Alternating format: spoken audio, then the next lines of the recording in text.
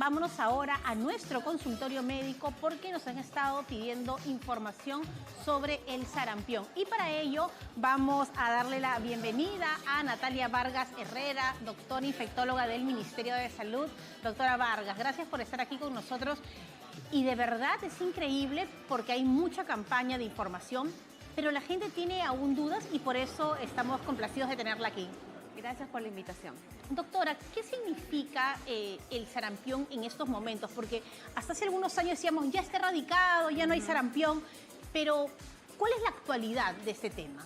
Sí, el sarampión es una enfermedad infectocontagiosa que si bien tiene una vacuna para poder evitar que se produzca en las personas, debido a que es tan infecciosa, recordemos que el sarampión es la enfermedad infectocontagiosa más transmisible de todas. Una sola persona con sarampión puede transmitir este virus de 12 a 18 personas. Entonces, debido a esto, cada cierto tiempo se dan lo que nosotros llamamos los brotes, un incremento de casos. Esto se ha dado ya desde hace algunas décadas y se ha acrecentado debido al COVID-19. Por la pandemia sabemos que se ha ido todas las digamos, los esfuerzos por este virus. Entonces, el día de hoy tenemos un brote, ¿no?, en las Américas, en otros continentes, y básicamente esto también se da por la falta de vacunación. Claro, porque además, como bien lo he dicho, durante la pandemia muchas familias no pudieron vacunar a sus niños y esto me imagino que ha hecho que las estadísticas suban. Ahora, ¿qué pasa con el sarampión en nuestro cuerpo? Uno vulgarmente, popularmente dice, ay, no, las marcas, las ampollitas, pero realmente, ¿cuál es el proceso del sarampión y los síntomas que vemos? Sí, por supuesto, el sarampión es un virus que va a ingresar vía respiratoria, se transmite a través de las gotitas respiratorias. Va a ir a varios órganos, puede ir incluso al cerebro, puede ir a los pulmones, puede ir a la garganta. Justamente por eso es que el sarampión tiene todos estos síntomas. El primer síntoma y el más importante que tenemos que nosotros tener en cuenta es la fiebre. Una fiebre muy alta que luego se va a acompañar de la tos, una tos muy intensa que puede incluso asemejarse a una neumonía. ¿Es una tos seca? ¿Es una tos con flema? Por lo general es una tos seca. Es una tos seca. Entonces, lo primero, fiebre, es que hablamos, 39. Puede ser 38, 39. O sea, va a ir subiendo con el transcurso de los días. ¿Hay una hora específica o no? En cualquier momento. En cualquier momento. Muy bien, entonces ya saben, fiebres. Luego, lo que tenemos es una tos persistente y seca. Tos persistente, seca por lo general. Vamos a tener también lo que nosotros llamamos coriza. Coriza es la congestión nasal como moquito y los ojos rojos a la conjuntivitis. Entonces, esto llama mucho la atención porque estos síntomas se pueden asemejar a muchos otros, ¿no? Como por ejemplo resfríos comunes. Pero algo que llama la atención es que luego de 3 a 4 días van a aparecer estas famosas manchitas que van a empezar en la cabeza y van a ir lo que nosotros llamamos una dirección céfalo-caudal, desde la cabeza al tórax y luego a la primero pierna. Aparece en la parte superior del cuerpo. Sobre todo detrás de las orejitas. Son como unas ampollitas, son como unas ronchitas, como... Sí, eso es justamente algo que nosotros tenemos que mencionar. Nosotros llamamos a estas manchitas exantemas. Son lesiones que no son vesículas, no son ronchitas, no tienen agüita dentro, son más rojitas, son sobrelevadas y por lo general van a confluir, es decir, se van a juntar. Y pueden picar, pero no pican mucho. ¿De acuerdo? Esa es, digamos, la gran... Como la rubiola, por ejemplo, que se podría decir así. Me acuerdo, a mí me dio rubiola chica y era una cosa insoportable y me decían, no te toques, no te toques, no te toques, pero a veces cuando uno es niño es inmanejable. Exactamente. Entonces empiezan a aparecer estas manchitas desde pues, el cuero cabelludo, la frente, detrás de las orejitas, la cara y comienza ya cuello y sigue hasta los pies. Claro, algo que es muy característico es que en 3 días este exantema va a ir de la cabeza al tórax y luego al resto del cuerpo. Se dice que en el tercer día ya todo el cuerpo de la persona, sobre todo de los niñitos, ya está cubierto de estas manchitas. Bueno, estamos recibiendo sus llamadas y también el WhatsApp. El número es el 619-0672 y nos pueden mandar un audio o alguna consulta al 988-719-230. Ahora, doctora, ¿qué hacer? Es decir, mucha gente que nos está viendo en casa dice, uy, Dios mío, ya entró este virus a nuestro hogar. ¿Qué se hace con el paciente que ya tiene sarampión? Que no sé si por lo general sean niños, según la estadística que se presenta, pero ya, está con sarampión, va el médico y dice, sí, efectivamente hay sarampión. ¿Hay un medicamento, hay un tratamiento? Sí, esa es una pregunta muy importante. Para la primera, tenemos que saber que el sarampión principalmente va a afectar a los niños, pero también puede afectar a adultos jóvenes, adolescentes o hasta incluso adultos mayores. Si tenemos un caso de sarampión confirmado, recordemos que al ser una enfermedad viral, no hay un tratamiento específico. No hay una pastilla. No hay una pastilla que cure o que desaparezca el sarampión. Lo que tenemos que sí tener en cuenta es evitar lo que son las complicaciones. Las complicaciones más importantes son la neumonía, sobre todo en niños pequeñitos. Podemos también tener diarrea. Diarrea es la complicación que se ha visto más en estos casos confirmados en Puno y que si bien puede parecer un cuadro benigno, la diarrea en niños muy pequeñitos puede causar deshidratación, incluso llevarlos a la muerte. La otitis, ¿no?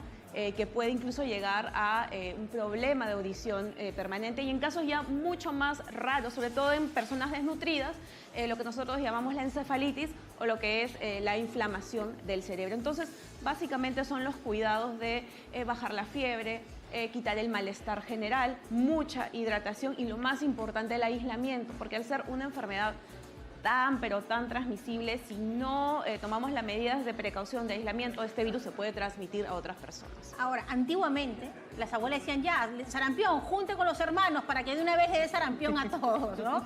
Y también pasaba muchas veces a los padres. Si tenemos hijos, le ha dado solamente a uno, las posibilidades me imagino que son muy altas de que se contagien los otros.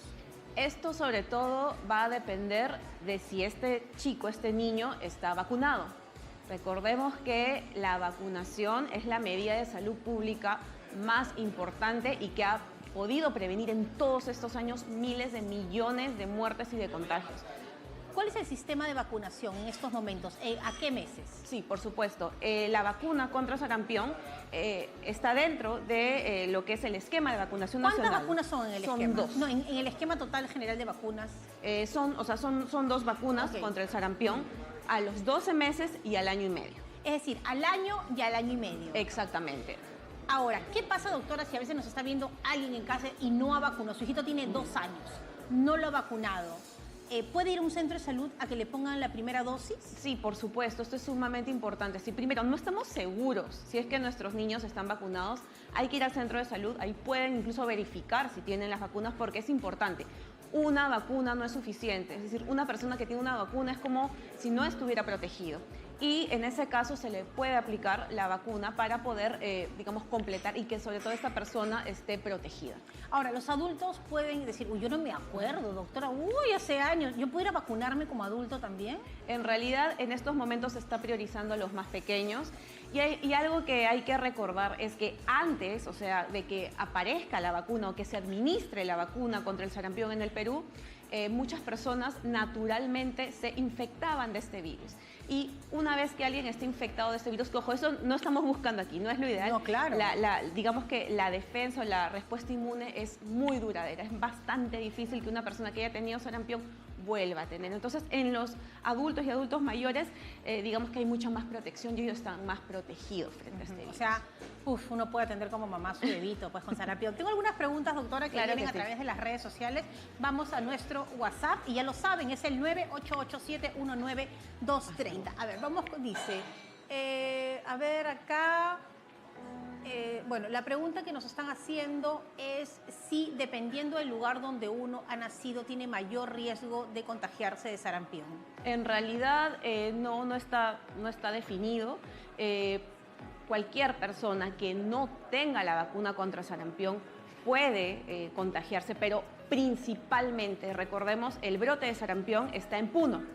Si nosotros estamos en Puno, hemos viajado a Puno o queremos viajar a Puno, hay que tener bastante cuidado porque aquí es donde se está dando la transmisión, digamos, comunitaria, ¿no? También se han detectado algunos casitos en Moquegua, en Lambayeque y también en Arequipa, pero principalmente todos estos casos están conectados a Puno. Entonces, en general, todos nos podemos contagiar, pero si estamos en Puno, por favor, mucho más cuidado y estar bien vacunados. Dice acá, doctora, buenos días. En el caso de embarazo, ¿cuál sería el tratamiento contra el sarampión?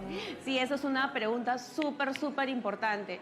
Si bien es cierto, las personas las mujeres embarazadas tienen mayor riesgo y se están dentro de la población susceptible de contraer sarampión, no pueden recibir la vacuna porque la vacuna contra sarampión es una vacuna que nosotros llamamos de virus vivo, atenuado. Si la ponemos en una persona con inmunosupresión o embarazada, pues puede sufrir algún riesgo.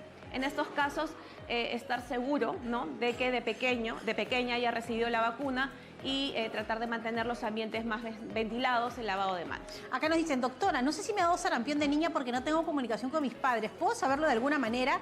¿Y cuáles son los riesgos de que me dé sarampión de adulto? Sí, claro que sí. En este caso, anteriormente nos daban unas cartillas de vacunación en donde se veían los sellitos con la fecha en que nos habían vacunado. Si no estamos seguros y no tenemos esta cartilla, podemos ir al centro de salud más cercano. Y los riesgos de tener sarampión, los comenté, básicamente son las complicaciones, ¿no? La otitis, la diarrea, la neumonía, que es lo más común, y en casos muy severos, la encefalitis. Muy bien, dice, buenos días, mi mamá tiene 94 años, ¿puede contagiarse de sarampión? Nos pregunta Susana. Bueno, esto es una pregunta también muy importante. Es poco común y se ha visto que en estudios de seroprotección, es decir, se les ha sacado sangre a las personas y se ha visto su nivel de defensa frente al sarampión. Curiosamente, los adultos mayores tienen más defensas y más protección al sarampión. ¿Por qué? Porque ellos naturalmente, cuando eran chiquitos o jóvenes, ya se habían expuesto al virus salvaje, como nosotros llamamos. De que puede contraerlo, pero yo diría que nos enfoquemos mucho más en los más pequeñitos o en los que no están vacunados. Ahora, doctora, ¿cómo puedo diferenciar entre una alergia y el sarampión? Sí, esa es una muy buena pregunta. El sarampión tiene un periodo de incubación, que es lo que nosotros llamamos el tiempo entre que el virus entra a nuestro cuerpo y causa los primeros síntomas, que puede ir desde 7 a 21 días, o sea, es súper largo. El sarampión va a presentar fiebre alta, como ya lo comenté, malestar general, o sea, no es simplemente un resfrío común, sino es malestar general. La alergia por lo general da picazón y no tiende a dar malestar general. Y recordemos, el sarampión también da tos bastante intensa, el moquito y los ojitos rojos. Y luego el rash, que ya he mencionado cómo se da.